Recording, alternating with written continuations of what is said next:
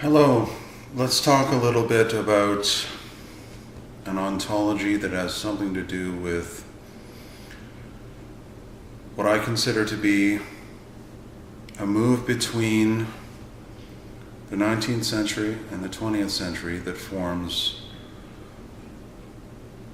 the position we are now in the 21st century. Now, the 19th century essentially inherited 18th century thought in a very sort of concrete way in many ways and revised it.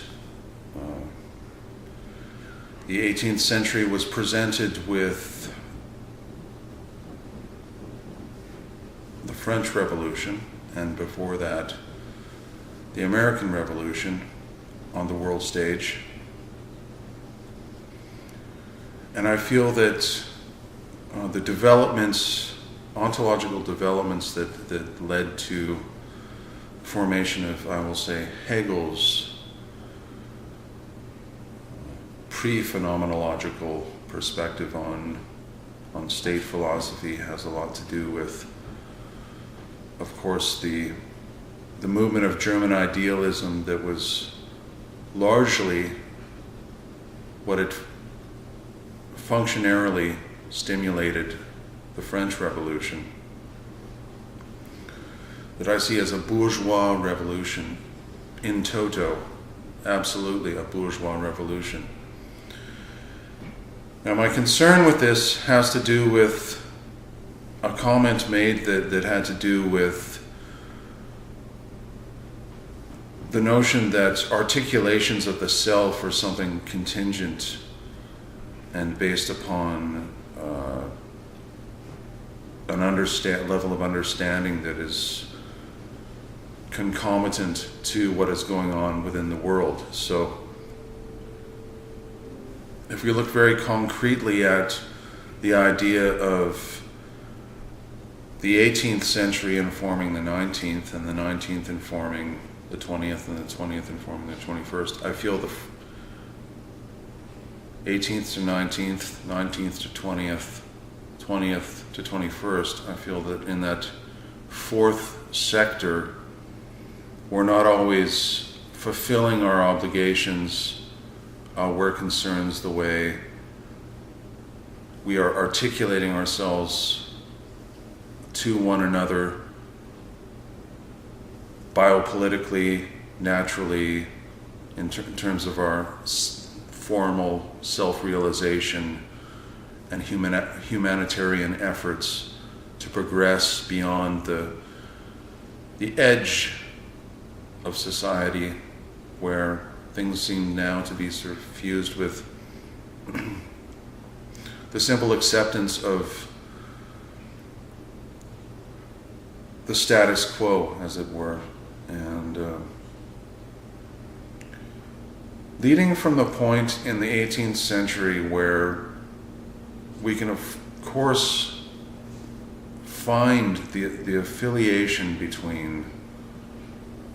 I think, Kant and Descartes in a way. Even though he's more informed by Leibniz and Hume, I think we can see how when we consider philosophy and we notice how the idea of noumena is present within consciousness, that is the self-identity projecting itself either contingently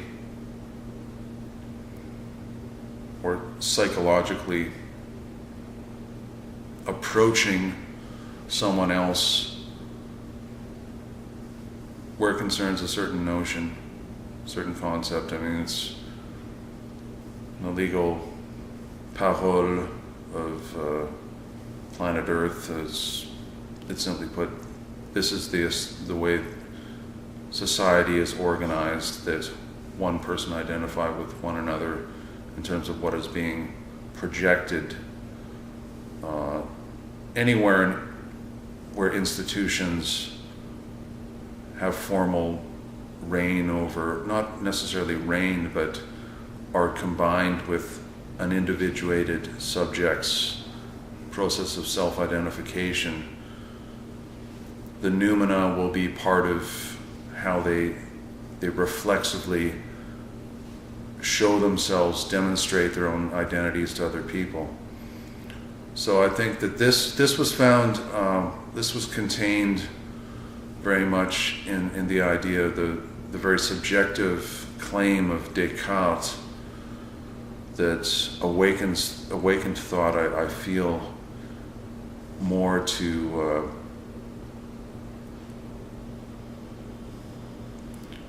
something established by Kant. Even though when Kant writes, he speaks primarily of Leibniz and Hume and tends to want to categorize things very clearly. We can see that it is essentially a very bourgeois sort of philosophy, but where I depart Kant is where my wish is to bring it into the notion of reality. And I feel that Descartes is more prone to this expression of reality than is Kant. As I would also suggest that Leibniz is pre-established harmony, and Hume, very sort of empirical, sort of skeptical process would determine. Now, the reason I jump stricto sensu from Kant to Hegel is I feel when I'm reading Kant and then going to Hegel, I feel as though Hegel is really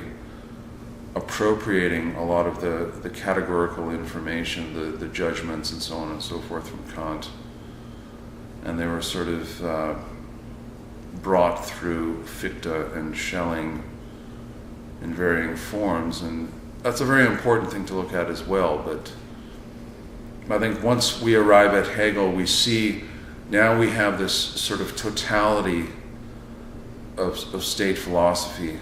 and it was a state philosophy for them at the time, but it was really sort of already still in that tradition of idealism, and Napoleon was taking over Europe, and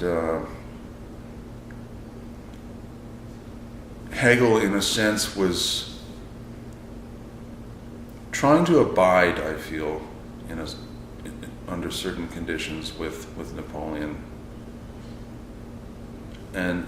the dialectic is missing the real potency that it possibly would have required, but I think it would have been utterly impossible to achieve that at that point. But I think considering that notion, that's why Hegel's dialectic is so significant to us, that component is there whereby it establishes the preconditions for a more powerful dialectic, more powerful dialectical position than the one established while he was initiating Hegelian dialectic. And I would like to examine the way this was effectively, in a certain sense, broken up into pieces in the 19th century as well, with Kierkegaard, Schopenhauer, and Marx. And I will say Schopenhauer did not actually break it up right away, since they were competitors at university, and Schopenhauer was very critical of Hegel, but the fact that one would ever attempt to sort of fuse Hegel and Schopenhauer very readily, I would say I was potentially upon the helm of something that would have perhaps seen this transpire in our lifetime, that this vision of the the self and the world would be, whether it was with Hegel, the notion of the state philosopher, or with Schopenhauer, the individual that was still within the world as a sort of individual, trying to become an individuated self, but still contained within the world, would set the stage for, I think, something that brings, where we bring in Marx, we bring in the idea that it's not complete to simply just invert Hegel, for if you do so, you'll also be bringing Kierkegaard and Schopenhauer with you, I'm afraid. So perhaps I would actually welcome that transformation of world experience, and would suggest that when we sort of shoot forward many years to Friedrich Nietzsche, we can see that in his readings of Schopenhauer, how both Nietzsche and Freud shared the affection for Schopenhauer more than they did Hegel, really. And I think that's very much part of the claim as to what happened, or by the 20th century was sort of became a very topsy-turvy place, biopolitically, economically, and so on and so forth. So what I'm getting at is, I'm getting at the notion that you can see, if one looks at the history of philosophy in the 19th century, you see all these varying sort of approaches to the human condition that are become manifest in the 20th century in a variety of forms. And the 20th century, if a historian were to strictly analyze the 20th century as a point in time when certain thoughts were established, you would see, of course, how, for instance, I will include Edmund Husserl again, where the technological developments in the 19th century led to, for instance, the development of motion picture cinematography, and left Husserl with this idea that the imagination could be part of the content in the mind just as much as reality could be. And I think it's important to look at that and consider whether or not he has more with the notion of imagination than with reality. And I think that sets the stage for the 20th century, essentially, in that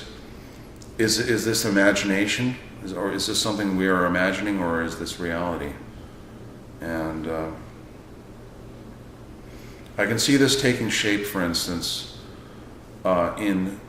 various political situations that developed eventually into wars, such as the First World War, the October Revolution, and ultimately the Second World War, and all the wars that followed. When I say all the wars that fathered, I will say it's very interesting in terms of considering Freud, whereby the superego, a war is something that fathers the progenitors of the movement, insofar as when I get to the other point in this thesis, whereby I consider the 21st century to be things that were ultimately fathered in the 20th century, that Freud's project of ego, superego, and id would set the stage for the way someone was proceeding with that, bouncing back to Cartesian self-identification, that things were articulated contingently to them, and one would be forced to pursue something because of the sense that it was so inside of you, the being in itself was so motivated to do so, that it would be impossible to escape it, and that would be the duty of the individual. And that's quite contained within Kant's work, especially the metaphysics of morals. Now, the notion of having a duty, something to perform, something that must be done, and it must be done under given conditions, under certain circumstances, is part of the determinability of the situation. And I think that looking at that very closely, observing it, and deciding how to proceed with essentially a return to subjectivity, not the subjectivity of sort of the mad neo-Schopenhauerian individuated subject that thinks, I posit the world and I'm going to overthrow everyone that opposes me, and as I attempt to reclaim my position in the universe. Of course, that is preposterous, but I would say rather developing those four components. Since the 18th century contains so many components from the ancients, and then the 19th century is a fleshing out of varying ideas that coincide with a natural development, a self-realization, and if not for Marx, and if not for Nietzsche, and if not for Freud, we would have not had the same perspective, powers of perception in the 21st century that were made true by the 20th century. And I think what has happened in the 21st century is many people have returned to, myself included, Hegel, and have attempted to reconstruct Hegelian philosophy in such a way as to make it to empower the dialectical process. And that is part of why I presuppose something that is part of dialectics in itself, that